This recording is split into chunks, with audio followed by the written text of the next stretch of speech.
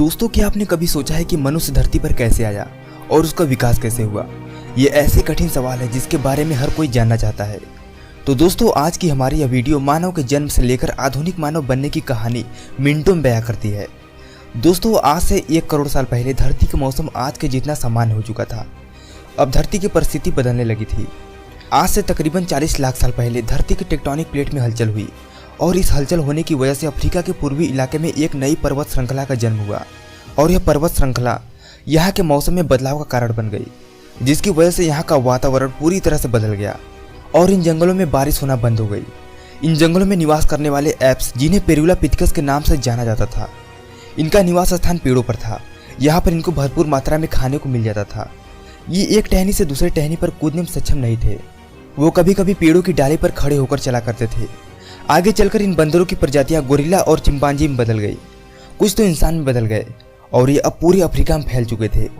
दोस्तों, समय बीतने के साथ साथ यहाँ पर अकाल की स्थिति आ गई और बारिश न पड़ने की वजह से जंगल पूरी तरह से साफ हो चुके थे और इन एप्स के लिए पेट भरना तो काफ़ी मुश्किल हो गया था। खाने की तलाश में इन्होंने धरती पर पहला कदम रखा और यह थे हमारे पूर्वज।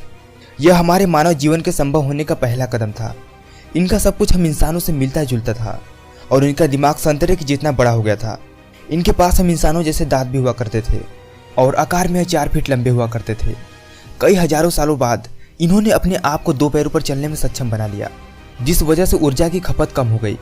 2 पैरों पर चलने की वजह से काफ़ी लंबी दूरी तक नज़र घुमा सकते थे और साथ ही साथ उनका दिमाग भी काफ़ी ज़्यादा बुद्धिमान हो रहा था। समय बीतता रहा और विकास की प्रक्रिया चलती रही। हमारे पूर्वज अपने शरीर में विकास करते गए। आज का मानव लगभग 2 लाख साल पहले अस्तित्व में आया। मानव जीवन के इस लंबे काल में मनुष्य पौधे और जड़ें खाकर या शिकार करके अपने पेट पालते थे। दोस्तों, मनुष्य नर वानर से संबंध रखते थे। नर वानर स्तनधारी जीवों में उन वर्गों से संबंध रखते हैं जो कि पूरी तरह से विकसित या बुद्धिमान है। मनुष्य, वानर तथा लंगूर इसी वर्ग से संबंध रखते हैं। इनके शरीर पर बाल होते हैं, लेकिन उनके दांत कई प्रकार के होते हैं। उनके शरीर के तापमान में स्थिरता होती है। दोस्तों, लगभग 28 से 30 लाख साल पहले इन वानरों में एक और संघ उत्पन्न हुआ, जिसको मनुष्य परिवार के पशु या महावानर कहा जाता है। इनमें वर मानुष भी शामिल थे। मनुष्य और नर वानरों में बहुत सारी समानताएं पाई जाती थी। आरंभिक मानव का सर बहुत ही छोटा और पीछे की तरफ झुका होता था। उनके शरीर पर घने बाल होते थे और वे बोल नहीं सकते थे, परंतु समझने लायक आवाज़ निकाल सकते थे। वे घुमंतु थे और भोजन कंदमूल के तलाश में घूमते थे। शुरुआत में वह पशुओं की तरह 4 पैरों के बल पर चला करते थे, पर समय बीतने के साथ साथ वे सीधे खड़े होकर हाथों का प्रयोग करने लगे। दोस्तों, आदि मानव की उत्पत्ति सर्वप्रथम 12 से 20 लाख साल पहले अफ्रीका में हुई थी।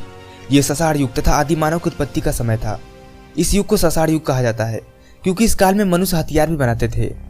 2 से 3 लाख साल पहले के अवशेषों से यह पता चलता है कि शुरुआती मनुष्यों के अस्थि पंजर वर्तमान मनुष्यों के अस्थि पंजर के आकार के ही होते थे। होमो सेपियन मनुष्य की खोपड़ी होमो इरेक्टस की खोपड़ी से अधिक बड़ी तथा काफी आगे की ओर झुकी थी। दिमाग का आकार बढ़ने के लिए स्तन की गुंजाइश थी।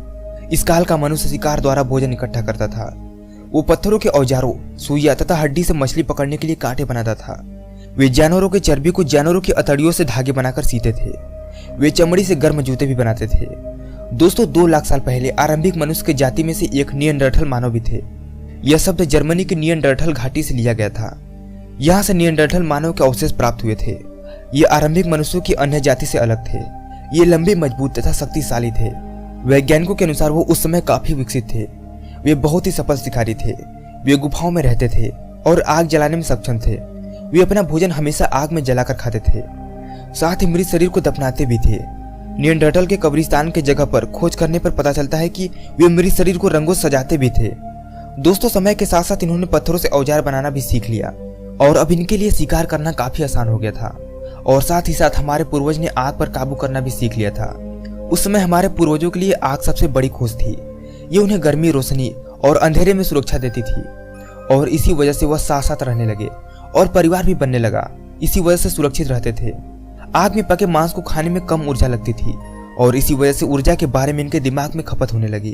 अब हमारे पूर्वजों का दिमाग काफी ज्यादा बड़ा हो चुका था और यह थे होमो इरेक्टस, हमारे पूर्वज, जो अन्य जानवर से सबसे ज्यादा होशियार थे और मिलजुल कर रहने वाले पहले जीव थे। इन्होंने अपने संदेश एक दूसरे को पहुंचाने के लिए अलग अलग आवाजें निकालना शुरू कर दिया और इसी वजह से हमारे पूर्वजों ने एक अलग भाषा का निर्माण किया, जिसकी वजह से ये आपस में बातचीत कर सकते थे और यही वह विकास क्रम था जिसके बाद हम आज के मनुष्य बने। दोस्तों, आज से तकरीबन 2 लाख साल पहले हमारा अस्तित्व शुरू हुआ। होमो सैपियंस, धरती के सबसे बुद्धिमान जीव। हमारे पास धरती पर उपस्थित सभी जीवों में सबसे ज्यादा दिमाग था। हमारे पास औजार थे, भाषा थे, और सबसे बड़ी बात तो यह है, हमारे पास दिमाग था। दोस्तों, मनुष्य आज अपने दिमाग के कारण ही इतना आगे पहुंच गया है।